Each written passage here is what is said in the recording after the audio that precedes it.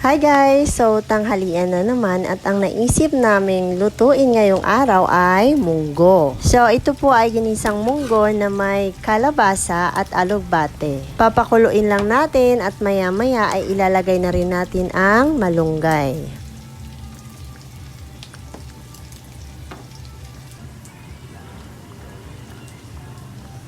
So, ayan na, nilagay na natin yung 3 pirasong sili haba at syempre ang ating malunggay.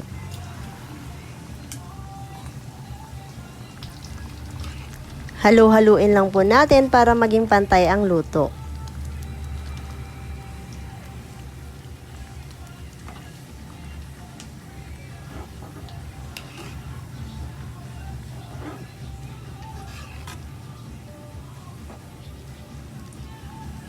So, ayan, luto na nga at samahan nyo kaming kumain.